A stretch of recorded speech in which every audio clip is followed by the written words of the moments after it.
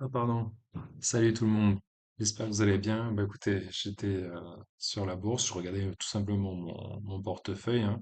Et donc bah je suppose que vous aussi, vous avez vu que le CAC 40 il se casse bien la gueule, hein, suite notamment à cette dissolution de l'Assemblée nationale. Et puis bon bah du coup je regardais mes valeurs, elles ont pris un sacré coup, hein. Et ouais, je viens de perdre beaucoup, beaucoup, beaucoup, beaucoup. Donc si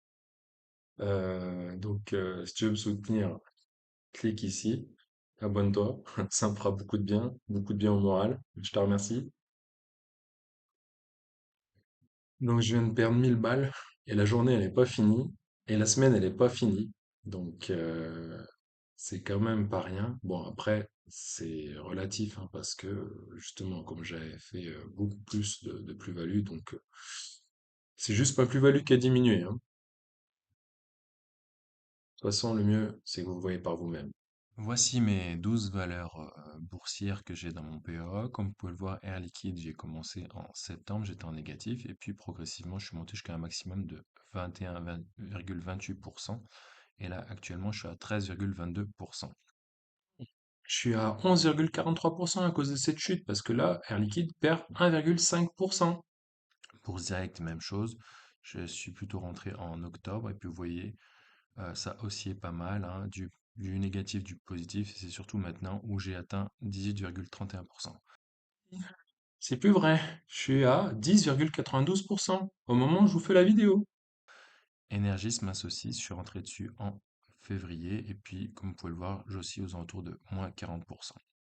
Saucisse reste une saucisse, hein. Là, je suis toujours à moins 35%. Bon, ça, pas de surprise, hein.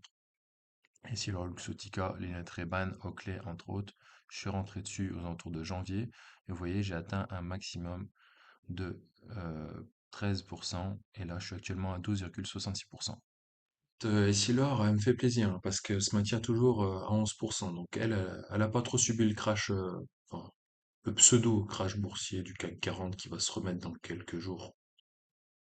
L'Oréal, rentré en octobre et puis vous voyez elle a toujours été plutôt positive pour ma part et je suis actuellement à 17%. Si, hein, L'Oréal, je suis à 16% aujourd'hui, donc plutôt bonne valeur, hein. Bon, après, elle représente un faible pourcentage de mon portefeuille, ça me fait un peu plus chier, quoi. LVMH, ma plus belle valeur. Vous voyez, j'ai un petit peu de négatif. Voilà, je suis allé le plus bas où je suis allé, c'est à moins 4% en octobre. Et puis, vous voyez, je suis allé jusqu'à un maximum aux alentours de 26%. Et actuellement, je suis aux alentours de 13%. Ce n'est plus 13%, mais 9% actuellement. Allez, ressaisis-toi, Mon ETF calqué sur le SP500 qui se nomme PE500, qui est commercialisé par Amundi. Vous voyez, je suis rentré dessus après avoir vendu mon ETF World en mars. Et vous voyez, j'étais légèrement négatif et là, je suis en positif de plus de 6%. Heureusement qu'ils sont là, les ricains, hein. 6,65% aujourd'hui, hein. Euh, Valeur sûre, hein. L'ETF sur les États-Unis, franchement, Nasdaq, SP500, valeur sûre.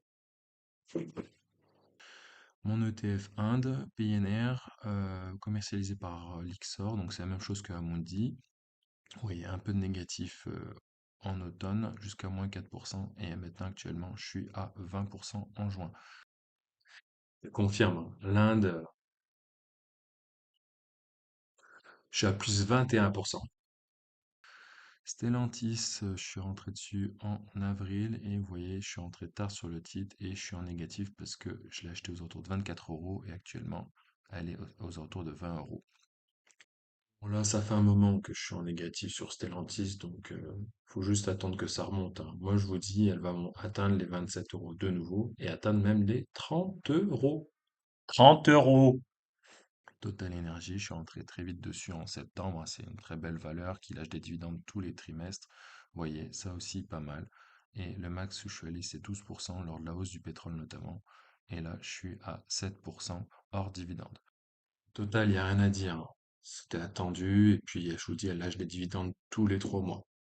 Donc, valeur sûre. Vétoquinol, petite valeur santé animale, 7,6% en mars. moins 3% en mai, et là actuellement je suis à 3,77% en juin.